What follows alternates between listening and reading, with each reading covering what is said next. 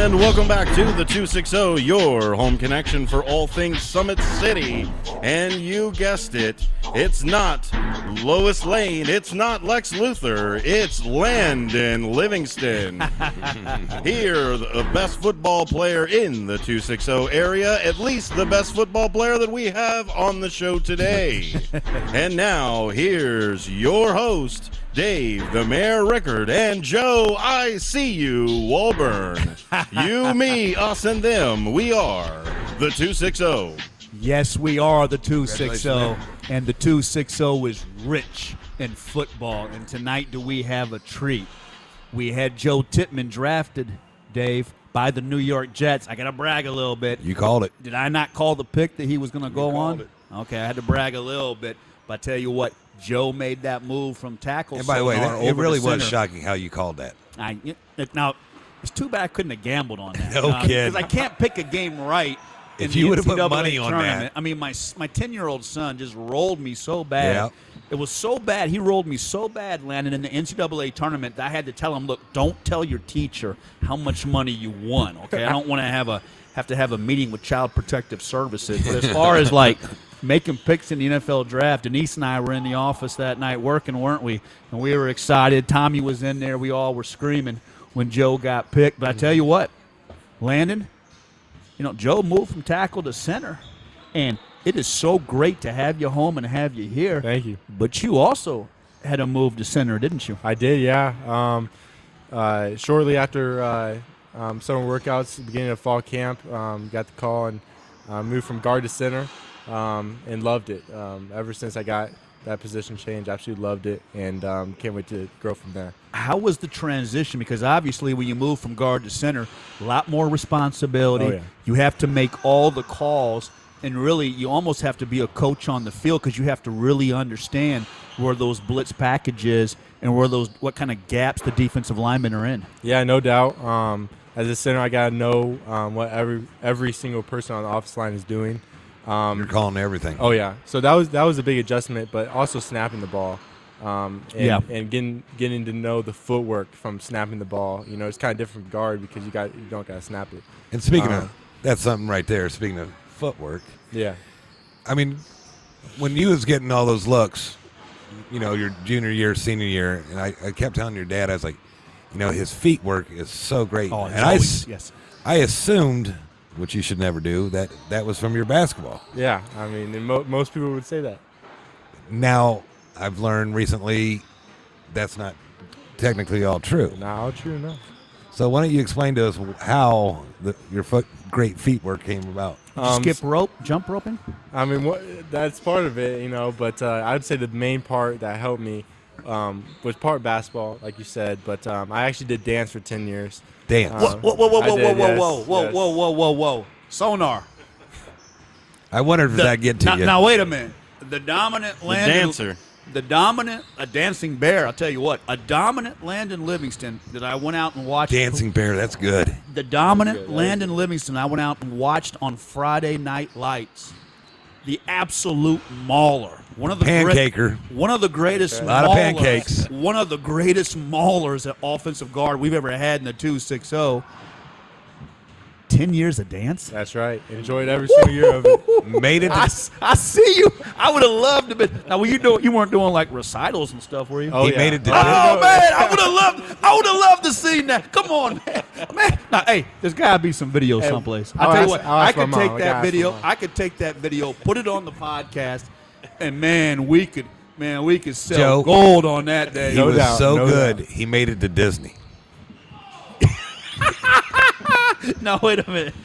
So you did dance for 10 because obviously when you watch your tape, your footwork is just Tremendous. so impressive, and that's what West Virginia, All of them talked about. Sonar, Every Arizona school. State, Cincinnati, Michigan State, Iowa. When I went to your graduation party, I couldn't believe the love letters he got every week from the college recruiters.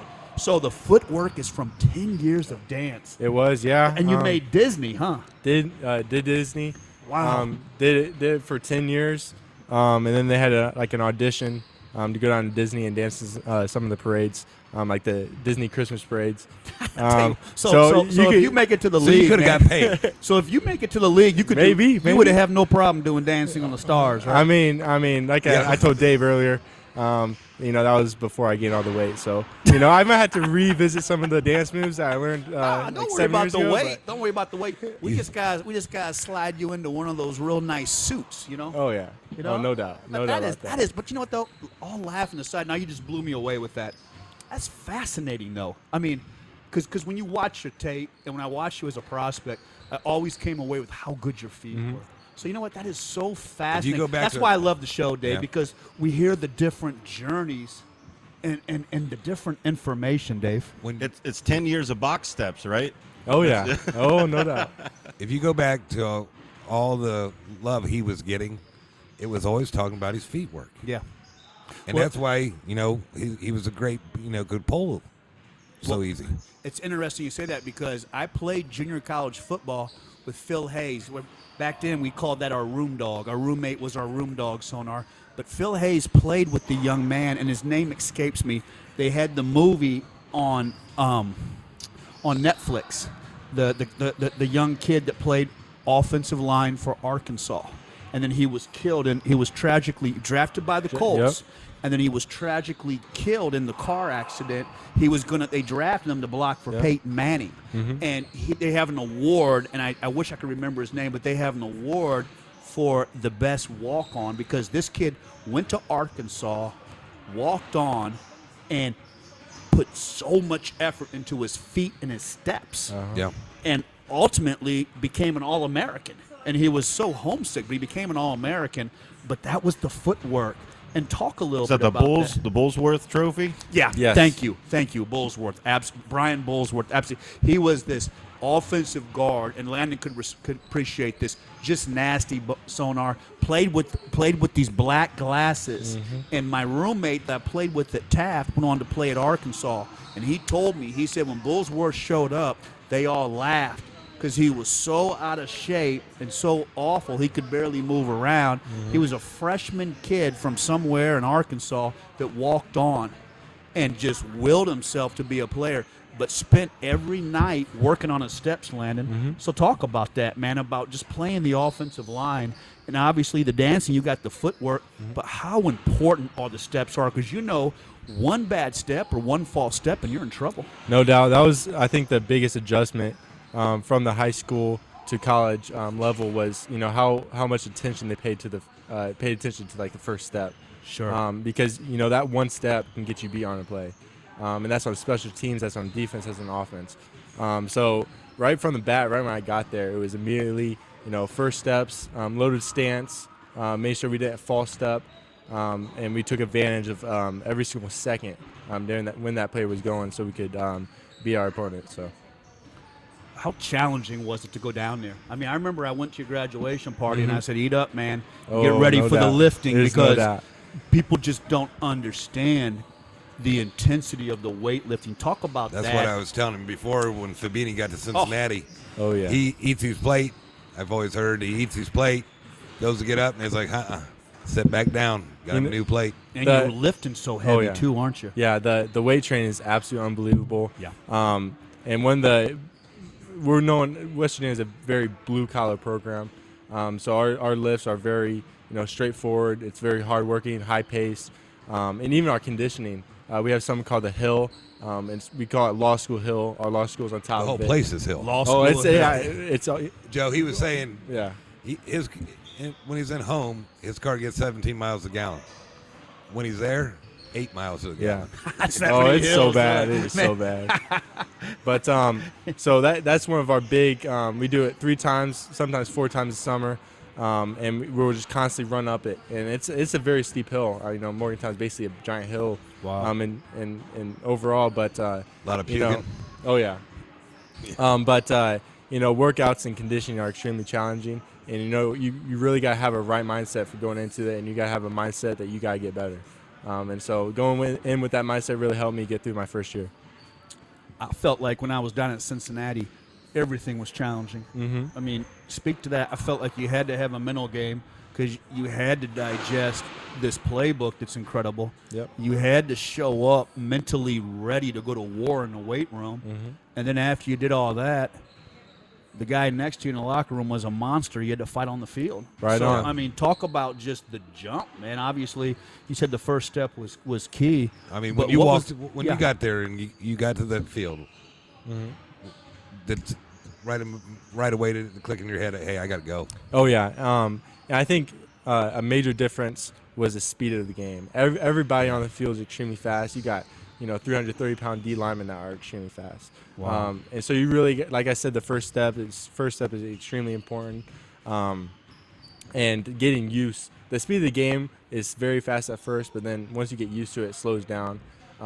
And the biggest thing for me was calming down. As a center, I got to calm down, make the right call, and Yeah. communicate well, because if I don't do that, the play's all ruined. So Now All talk your- about the spring. spring went very well. Enjoyed it. It was my first spring, so I didn't really know what to expect. But I went out there, got first and second team reps. So That's great. oh yeah. So it was good to go out there, go against some great competition, kind of see what our outlook is for next year. Obviously, we got a very tough schedule with the Big 12, but looking forward to this summer and then the fall, and then we get into it. So And first game is Penn State. he that's told right. us. That's You right. got Penn State. Rivalry game. And by the way, he Big said one. that's on NBC. That's right. on NBC 7:30, so we're going to have our popcorn watching that, man. Right and then you on. got Duquesne's after that, a little bit of a breather, and then you come back with Pittsburgh, which is a huge rivalry. game. So I was looking through your schedule, and you got the Bearcats on November 18th That's at right. home. We may have to make a little trip out there for that. But, when you look at the schedule, and now you've been there, you've got a year under your belt, does it still make you kind of step back for a moment? And when you stand out there, you think, man, across the field it's going to be Texas or Oklahoma State or Pittsburgh or Penn State. Has it kind of sunk in, man, that here you are and you're playing for a fantastic program in West Virginia? And fan base, that was one of the big things that I committed to West Virginia for, was for the fan base. And it is kind of crazy. You grow up. My dream was to play collegiate football at some level, and to be on this level and play against teams like Texas and Oklahoma, where you're when you're younger, you're looking on TV and seeing all these big time games with them, and looking at West Virginia, Tavon Austin growing up. Yeah. Everything like that is just insane, and it's hard to realize until you're actually there. And it's just an unbelievable blessing that I've been Landon, able to be here. following you, they really did accept you as a family there. Oh, no doubt. Right I from mean, the beginning, the I mean- O-line brotherhood is insane, and coaching I'm staff talking about too. the fan base. Fan base. Oh, no doubt. I've seen some of your stuff. I'm just like, wow. They're extremely passionate, and that's really for all sports too. Sure. Big shout out to them, because as players really appreciate that. Yeah. To go out there and if I see a fan in public, they come up to me, to know that they really care. That's something that really drives me to be a better player, so I can represent them well. And I think you play harder. You go play at a major program like that, Dave. We always said to ourselves, I always said to myself, I play number one for my family. I play number one for my area code, play for myself. But you also put those colors on. Yeah. You're playing for those fans. So when you have a fan base that's so behind you, and you feel that, it makes a difference in those games, Landon. And You get chills when John Denver comes on. Oh, no doubt. There's the best. There is no better tradition than country roads after a win. none. And there is no better feeling. I mean, There's no that doubt. would have to give you a chill moment. Oh yeah, man. I'm a believer that everyone has to experience that, because there's some not even close to it. It's unbelievable. And they have such a great history of football out there too. So, and speaking of West Virginia, let's go back a little bit. Man, great high school career. Mm-hmm. Talk a little bit about playing for Coach Souter, Mm-hmm.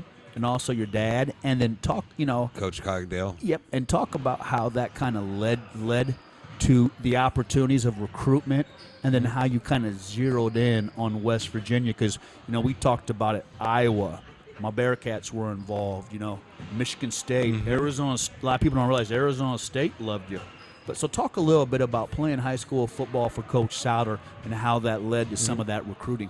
So believe it or not, in middle school I played middle linebacker. I was I not tell you what, nearly. you're I a was not dancing nearly I was not.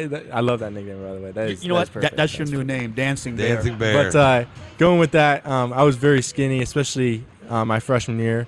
More like your and- brother's body type. Yeah, kind of. But around that time, I remember sitting down with my dad and my brother, who have had a huge part in my recruitment and getting me like bigger, and giving me advice to get to that point. And we came up with the realization that I'm gonna have to eat a lot more. So I eat 7 PB&Js a day to gain weight. Whoa, yep. Sonar. 7 peanut a butter lot and of bread. jelly sandwiches a day. I talk about picking them up and putting them down, Yep. brother. I would bring him to school and eat him during. We have at Leo. There's something called Pride Time, and I would eat him in the gym because I had gym class, and that was something that really kind of gave me weight to be on a playable level. Because even in high school, if you're going against kids that are way bigger than, you're going to get beat, and leverage can only do so much. So I knew that I was going to have to get bigger, and I set my goal on to play in the college level somewhere. Wow, the discipline to choke those sandwiches down, man. I mean, it's so impressive. And then eventually moved on, got my first start my sophomore year, and we were in the wing tee offense. Yeah. And the wing tee offense really helped me with my run block That's why game. he's pulling so much. Oh yeah, and that really helped with my footwork, kind of show, and was something that. The wing tee was really a blessing for Landon. Oh yeah, no doubt. He would pull Dave on the tape, and you could see the defender, Yeah. just drop, man. Here he comes. I mean, like I said, that was a true blessing in his recruitment. Yeah, it was. But what about the pass pro, man? I mean, how was, with Coach Souter? Coach Souter was so successful and was such a great staff out there. Mm-hmm. But you guys just hammered everybody running the ball. Obviously that helped you with the recruitment, your ability to pull. But what about pass pro? What about your pass protection? Did you feel like you were behind at all, or that just wasn't a problem? A little bit. I went to Traction, and Coach Dimitri and Coach Scott, they did a great job of kind of getting me adjusted to what pass pro was like, because we didn't throw the ball. We maybe threw the ball twice or once a game. So that was kind of a huge change of when I went to West Virginia, because we're more of a passing offense than the wing tee is. Sure. Of course. So that was different. But I think the main thing that kind of helped me was my footwork. Obviously, there wasn't much film of me doing pass pro, but I think the footwork thing kind of sold the point to them that I was able to do it. Plus, you just came off the ball with so much ferociousness. Mm-hmm. You were we've talked a lot about the kids through the years. Fabini was very athletic, Dave. Fabini could move well. And Fabini, I actually once watched Fabini run a sub-6 minute mile. I was telling Dave, he could just run. He wasn't the strongest at the time, but he could just move and run. Mm-hmm. I think Joe Tittman was kind of a combination of that athletic ability and a mauler. Well, you heard what he talked about. His mom and dad said you were going to, work out all the time. Yeah, and we had Trey Essex. Trey Essex was kind of a big, strong kid. Where Landon is not only strong, but he had such great feet, and that's where we kind of always looked at him as a mauler, because Landon would not only just come off on you, he would road grade you and drive you into the ground, and the tape was always impressive. And going back to, what was that youth coach, or who was that, when you were really young, maybe you were in the Cub football? Mm-hmm. What was a couple of the youth coaches that you felt like kind of reached you or made a difference? Because Leo has developed such a great feeder system over the years. There's no doubt.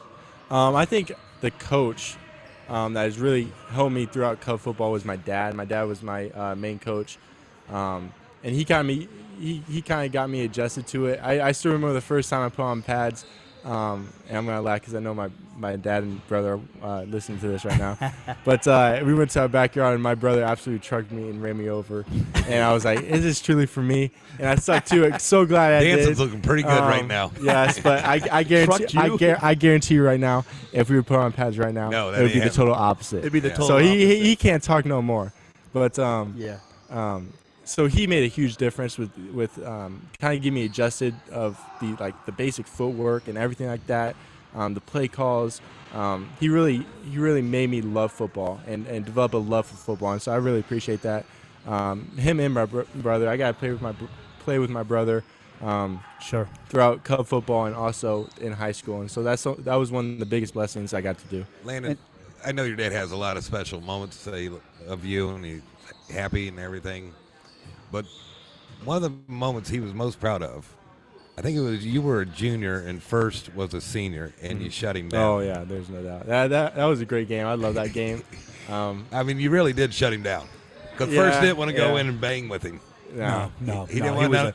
He didn't want any of that. He didn't want none of that. None of that, because Landon was a monster, man.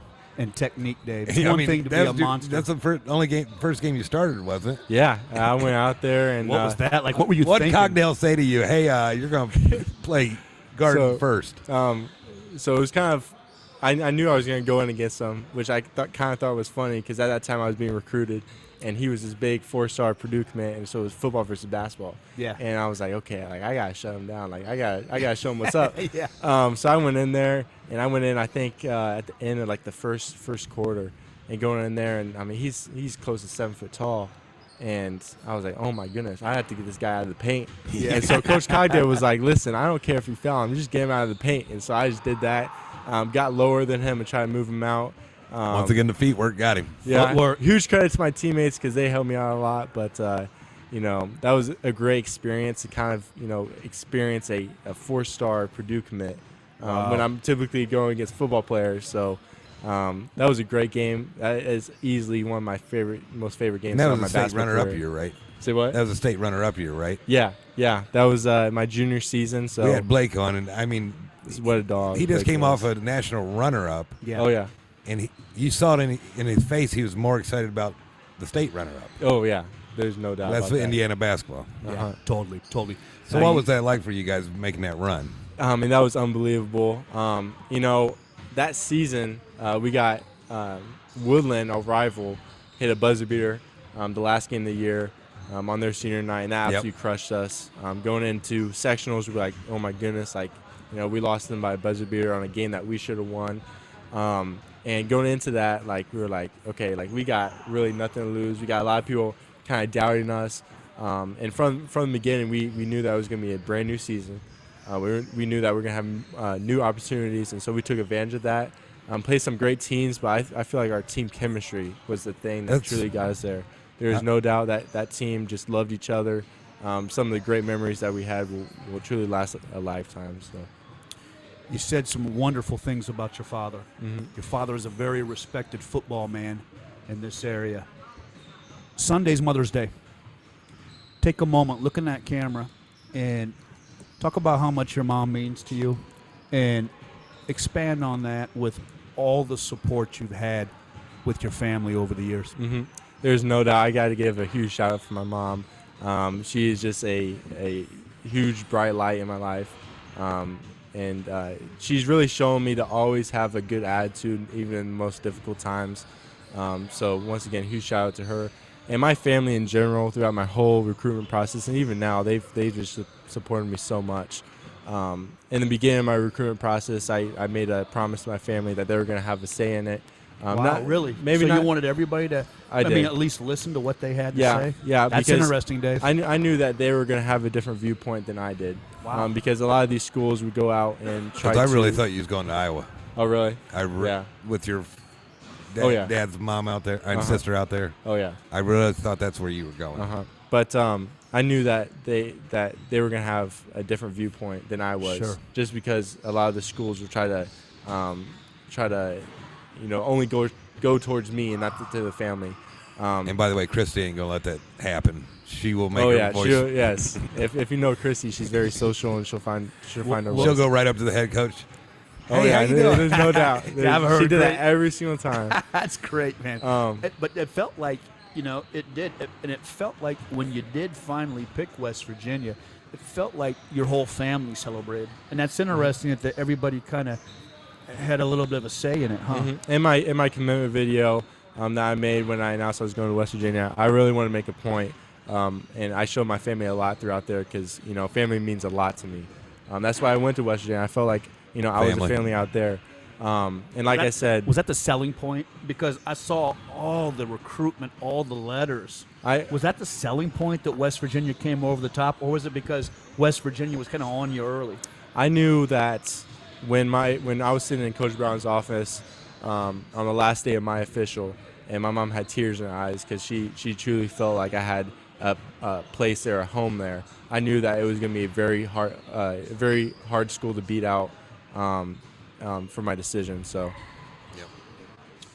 So impressive, man. You know, and now talk a little bit about Friday Night Lights. Played for a great program in Leo. Talk about Coach Souter. Played over there with DJ Allen. I mean, you guys had so many great guys. Mason Sharon, you know, love some Mason Sharon, but so many great guys. So many guys that went on to play major college football. Talk about what it meant to you to put the pads on and represent Leo. There's no other community I'd rather play for. Every Friday night is so special, and I truly think that the Leo community makes a Friday night as special as it should be.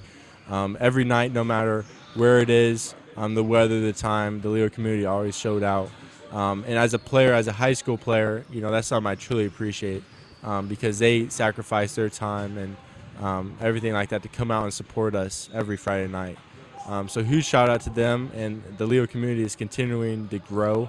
And that's just so great to see. You got Leo obviously has a great program right now with Coach Dorflor. A lot of great players out there, and just to see everything starting to grow and continue to grow. You know, it started with Coach Souter, and now it's continuing to grow and everything like that. It's just so great to see. Talk about school in West Virginia.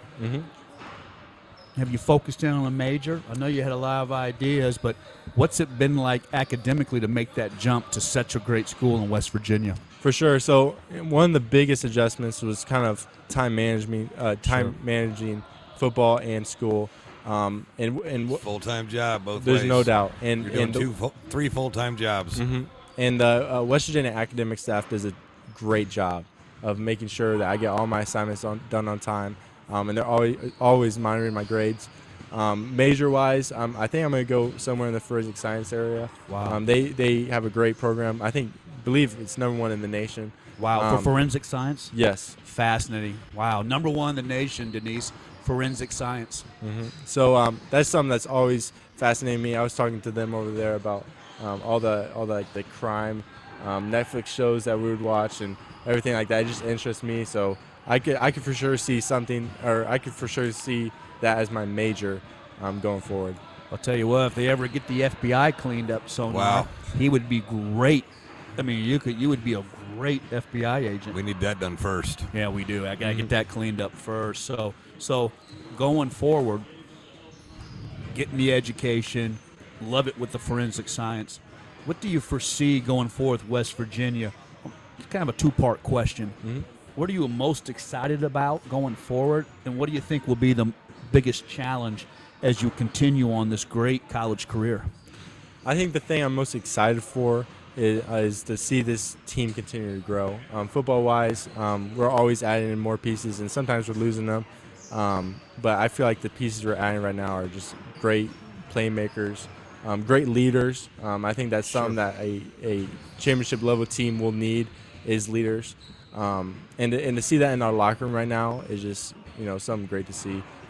Seeing them take up that leadership role in workouts and in practice is something that, as a player, you kind of look up towards. Yep. One of the big guys big lineman that I look up to is Zach Frazier. He's a big prospect for next year's NFL draft, and he does a great job of leading vocally, but also leading through his actions. Sure. And that's I think that's something I want to be as I continue to grow. But you know, I got to be a leader through my words, but also actions on the field.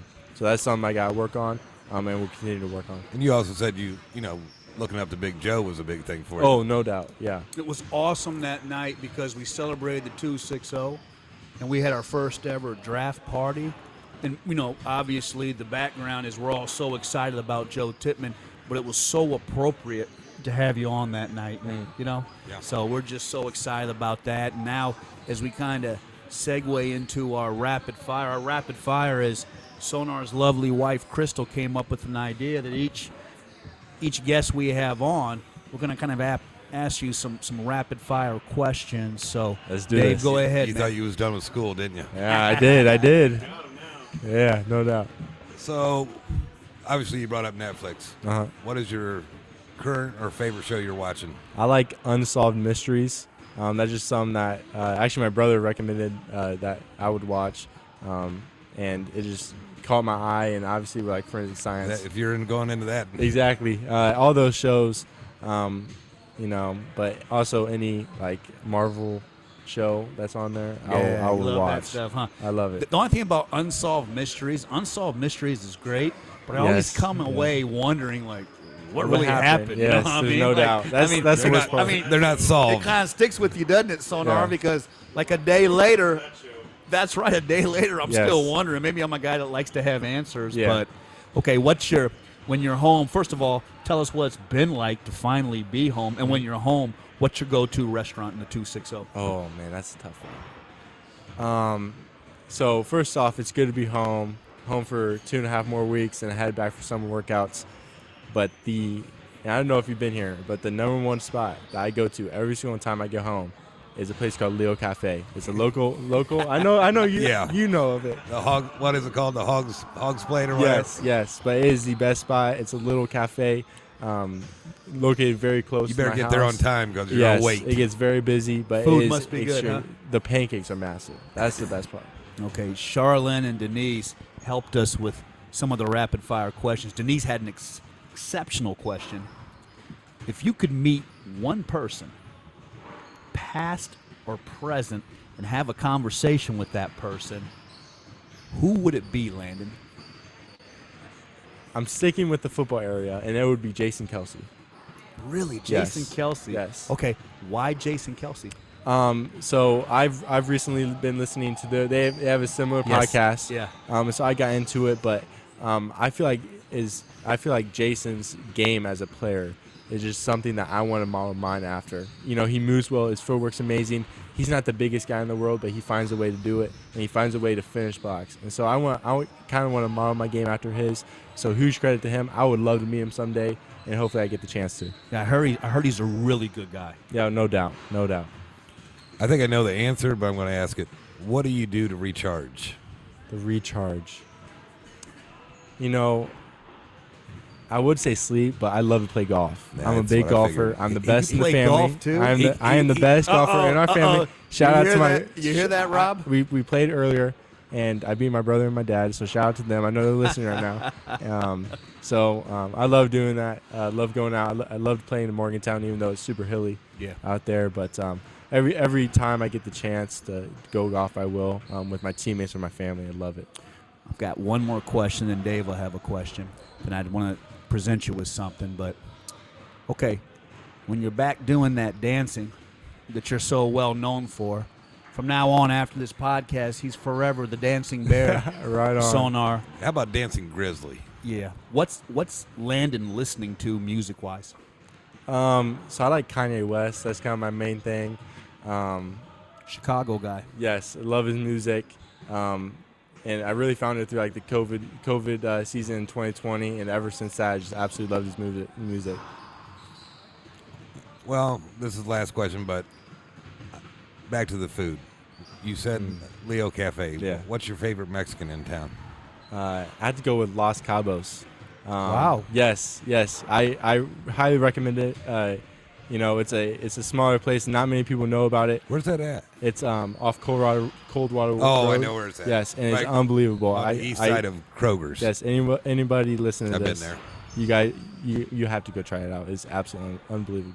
And then one more final question. Whether it be signing for West Virginia or putting the pads on West Virginia or the great tournament run in high school basketball or, playing the trenches for Coach Souder, what's Landon Livingston greatest sports moment at this point in his life? When you lay your head down at night, what's that moment that you think of, that you go back to, that's so dear to you? So I would say my senior year, East Norwood game in sectionals. That was a great game. I did that game.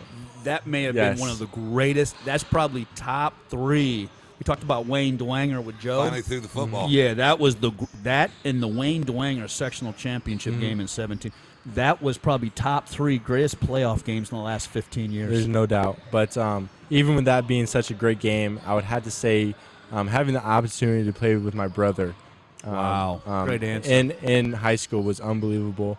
I really wish that we had that opportunity again. But to go out there every Friday night and to go through practice was something I really enjoyed. And he had such a big part in my recruitment as a player and my development as a player. And so, to go out there and play with him on a Friday night and prepare with him was for sure a blessing. Well, congratulations, Dave, myself, Sonar, Charlene, Denise, Matt Brumball.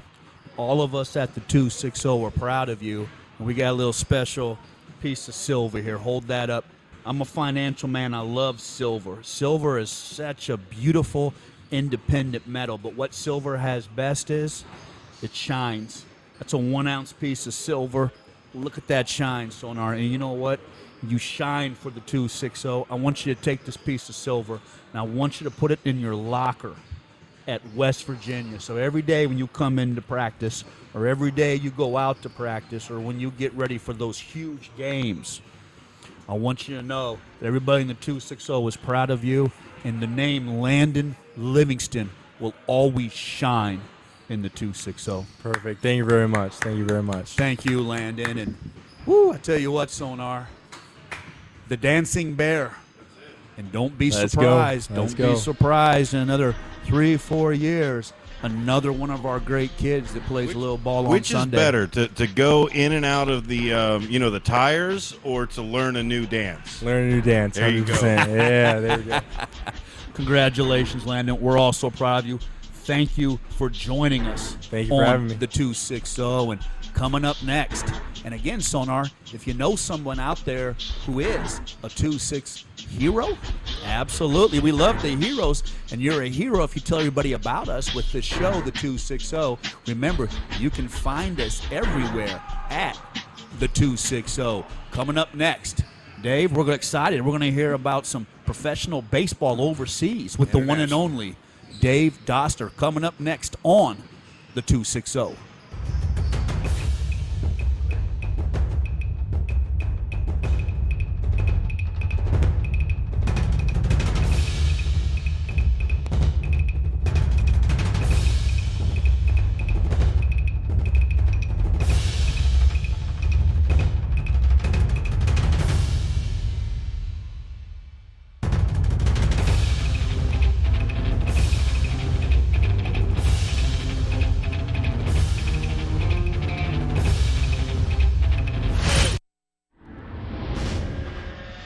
It's the 260 podcast, live from Spiece Fieldhouse every Thursday at 7 p.m., highlighting sports featuring guests from the 260 area code and beyond. Live on YouTube every Thursday at 7 p.m. Just search the 260, also available anywhere you find your podcasts. And remember, when searching, there are no zeros in the 260. It's the 260 podcast, live from Spiece Fieldhouse every Thursday at 7 p.m.